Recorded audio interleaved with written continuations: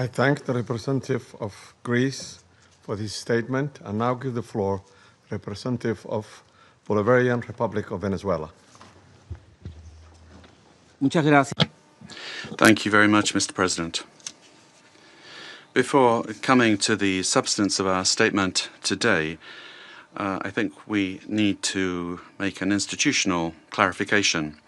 We note with concern that an attempt is being made to present to the Security Council a supposed representative of civil society, a person whose public career trajectory bears the hallmarks of sustained funding from foreign governments and transnational corporations. This has been the case for years, as well as participation in processes of political destabilization and the promotion of institutional breakdown in her own country. The instrumental use of this person to legitimize narratives of confrontation, justify the use of force, or minimize violations of international law does not contribute in any way to the purposes of this Council or to the strengthening of multilateralism. On the contrary, it erodes the credibility of the debates and distorts the Security Council's mandate entrusted with the maintenance of international peace and security. Mr. President, on January 3rd, 2026 is a date of profound historical significance, not only for Venezuela, but for the international system as a whole. On that day, the Bolivarian Republic of Venezuela was the target of an illegitimate armed attack lacking any legal justification by the government of the United States of America, which included bombing of our territory, the loss of civilian and military lives, the destruction of civilian infrastructure, essential infrastructure, and the kidnapping of the constitutional president of the Republic, Nicolás Maduro and the First Lady Cilia Flores. Venezuela comes before this Council today with a deep conviction that international peace can only be sustained if international law is respected without exception, without double standards, and without selective interpretations. The events of January 3rd constitute a flagrant violation of the UN Charter perpetrated by the US government, in particular the violation of the principle of sovereign equality of states, of the absolute prohibition of the use or threat of use of force against the territorial integrity or political independence of any state, as enshrined in Article 2, Paragraph 4,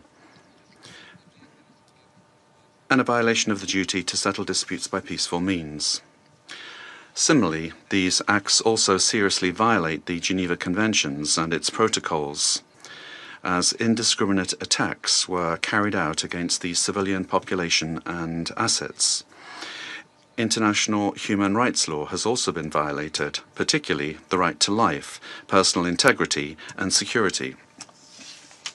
Of particular seriousness is the kidnapping of the President of the Republic by the government of the United States of America, which constitutes a direct violation of an essential norm of the international legal order, namely the personal immunity of heads of state in office. This immunity is not an individual privilege. It is an institutional guarantee that protects the sovereignty of states and the stability of the international system. Its disregard not only affects Venezuela, but also sets an extremely dangerous precedent for all states represented in this chamber, regardless of their size, power, or alliances. Mr. President, General Assembly Resolution 3314 clearly defines as an act of aggression the bombing of the territory of one state by the armed forces of another state, as well as the invasion or occupation, even without formal annexation. The events we are denouncing here unequivocally fit this definition.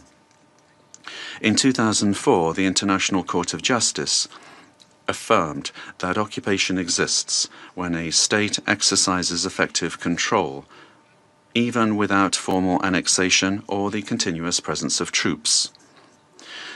Security Council Resolution 242, for its part, emphasizes that the acquisition of territory by force is inadmissible, while General Assembly Resolution 2625 establishes that the territory of a state shall not be subject to military occupation as a result of the use of force in contravention of the UN Charter.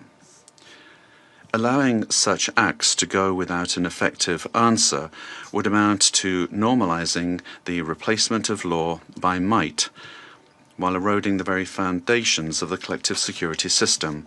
Today, it is not only Venezuela's sovereignty that is at stake, the credibility of international law, the authority of this organization, and the validity of the principle that no state can set itself up as a judge, party, and executor of the world order are also at stake. Mr. President, we cannot ignore a central element of this US aggression. Venezuela is the victim of these attacks because of its natural resources. Our country's oil, energy, strategic resources, and geopolitical position have historically been factors of greed and external pressure. When force is used to control resources, impose governments, or redesign states, we are faced with a logic that harks back to the worst practices of colonialism and neocolonialism. Accepting such a logic would mean to open the door to a deeply unstable world in which countries with greater military capacities can decide by force the political and economic destinies of other states. This scenario not only threatens Venezuela, it threatens international peace and security as a whole. If the kidnapping of a head of state, the bombing of a sovereign country, and the open threat of further armed action are tolerated or downplayed, the message sent to the world is a devastating one, namely that the law is optional and that force is the true arbiter of international relations. Venezuela firmly believes in diplomacy, dialogue, and peaceful coexistence among nations. That has always been our historical position, and it remains so today, even in the face of an aggression of this magnitude. It is precisely that commitment to peace, the one that was violated on the 3rd of January. Therefore, Venezuela urges this Security Council to fully assume its responsibility and to act in accordance with the mandate conferred upon it by the Charter of the United Nations. In that regard, we request, A, that the government of the United States of America be demanded to fully respect the immunities of President Nicolás Maduro and First Lady Cilia Flores, as well as their immediate release and safe return to Venezuela. 2, that the use of force against the Bolivarian Republic of Venezuela be clearly and unequivocally condemned. Thirdly, that the principle of non-acquisition of territory or resources by force be reaffirmed. And 4, that measures aimed at de-escalation, the protection of the civilian population, and the restoration of international law be adopted. Mr. President, in spite of the seriousness of the events, Venezuela would like to inform this body and the international community that its institutions are functioning normally, that constitutional order has been preserved, and that the state exercises effective control over all of its territory. In accordance with our Constitution, Executive Vice President Delcy Rodriguez is being sworn in as acting President of the Republic, thereby guaranteeing institutional continuity, stability, and internal peace.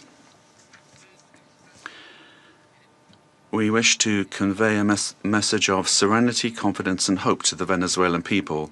Venezuela is a nation that believes in peace, work, and dignity. Our commitment is to diplomacy and law, and the law is firm and unwavering. We defend our sovereignty without renouncing our values. We bet on dialogue without accepting imposition. We believe in a future of coexistence, development, and mutual respect among nations. We trust that this Security Council will rise to the historic moment facing humanity and choose the path of legality, collective responsibility and peace. Thank you very much, Mr. President. I thank the representative of the Bolivarian Republic of Venezuela and now give the floor to the representative of Argentina.